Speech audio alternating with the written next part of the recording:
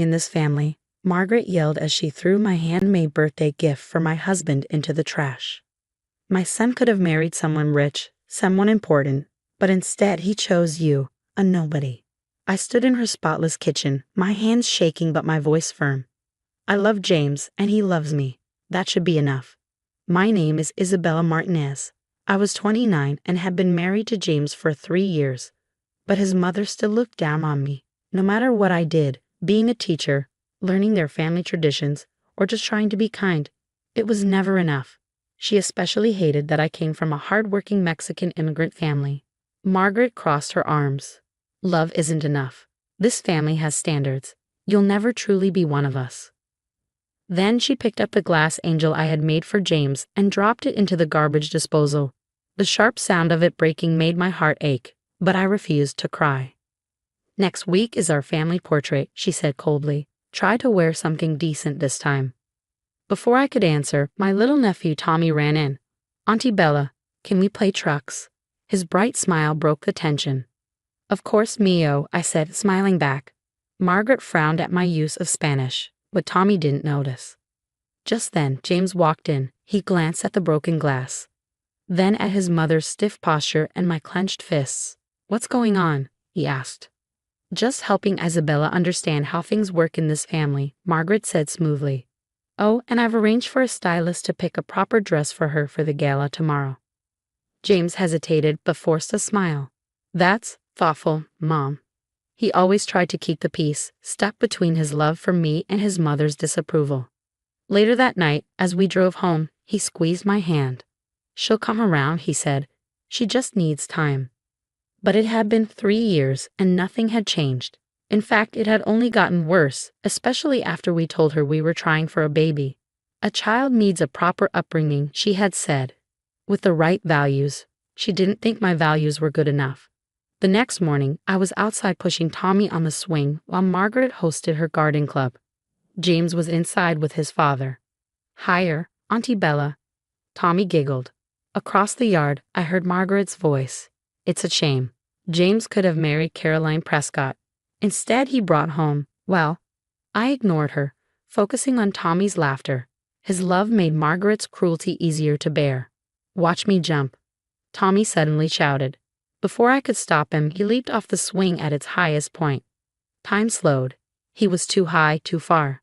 Without thinking, I lunged forward and caught him just before he hit the ground. We crashed down hard. Pain shot through my back, but I held him tight. As we rolled to a stop, I heard Margaret scream. "Someone call an ambulance." Tommy was crying but safe. I tried to move, but I couldn't. Everything hurt. The last thing I saw before everything went black was Margaret's face, filled not with anger, but something else. Fear? Worry? As I lost consciousness, I heard her whisper, "Hold on, Isabella. Please hold on." When I woke up, hospital machines beeped around me.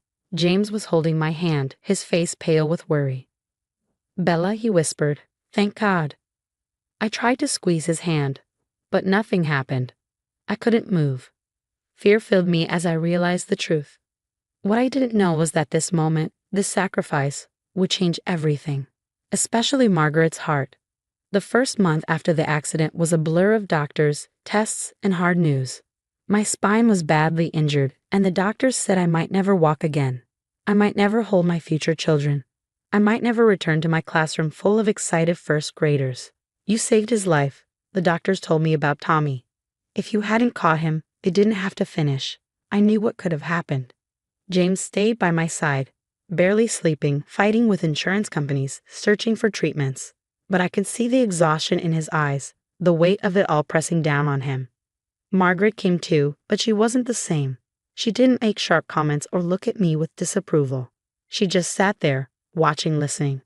One afternoon, as I struggled in therapy to pick up a small ball with my weak fingers, Margaret appeared in the doorway. She looked different, smaller, less sharp. "Tommy asks about you every day," she said, stepping inside. "He wanted me to give you this." She placed a crayon drawing in my lap. A stick figure labeled me standing next to another labeled my hero auntie. I stared at it, wishing I could hold it properly. "How is he?" "Physically, he's fine. But he's having nightmares. He keeps saying he's sorry." My heart ached. It's not his fault. He's just a little boy.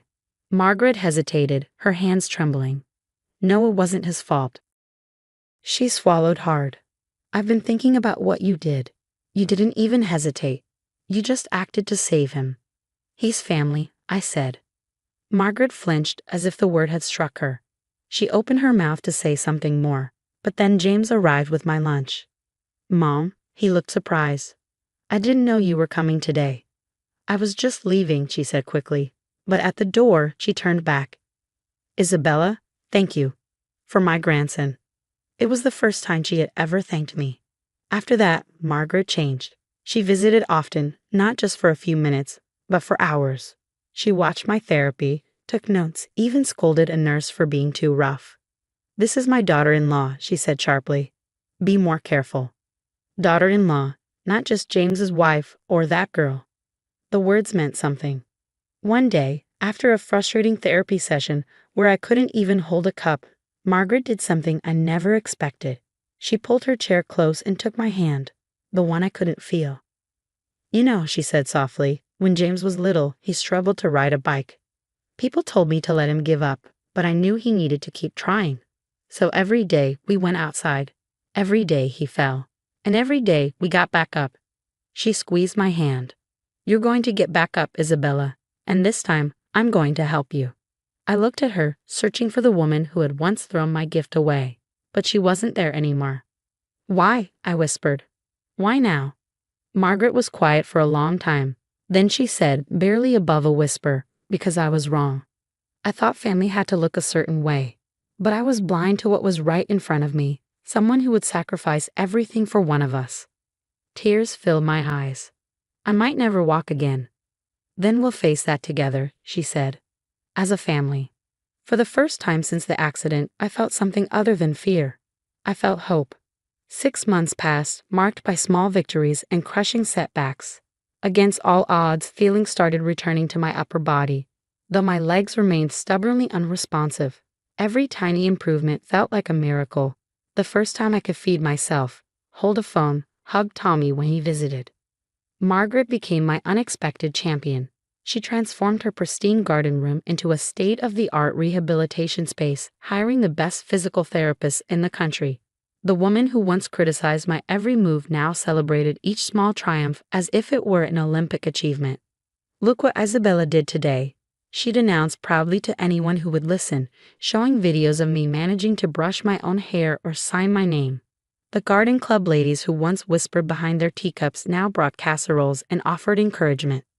One afternoon, as I struggled with my exercises, Margaret sat beside me looking through old family albums. I found something, she said, turning the book toward me. There was a photo of a young woman in a wheelchair, smiling brightly despite obvious challenges. This was my grandmother. After polio, they said she'd never leave her bed. She proved them wrong. I stared at the photo, seeing the same determination in the woman's eyes that I felt in my heart. You never mentioned her before. No, Margaret admitted softly. I think I was ashamed of how our family treated her. How I've treated you. She closed the album, meeting my eyes. But she never gave up, and neither will you. That conversation changed something fundamental between us. Margaret began sharing more family stories, not just the polished society tales she'd once prized, but the real human stories of struggle and resilience. She even asked about my own family's history, listening intently as I told her about my parents' journey from Mexico, their sacrifices, their strength. Then came the day that changed everything. I was working with my physical therapist when I felt it, the faintest twitch in my toe. At first, I thought I'd imagined it, but no, there it was again. Margaret. I called out, my voice shaking. Look. She rushed over, and together we watched as I managed to move my toe just slightly. It was tiny, barely noticeable, but it was movement. It was hope. Margaret burst into tears, pulling me into a careful hug. I knew it, she whispered. I knew you were stronger than anyone thought. The doctors called it a miracle. Slowly, painfully, I began regaining movement in my legs. Each step in my recovery was met with fierce determination and unwavering support from my newfound ally. The woman who once thought I wasn't good enough to join her family now proudly told everyone about her extraordinary daughter-in-law. 1 year after the accident, I stood, shakily but standing, in the Wilson family garden. The same garden where everything had changed.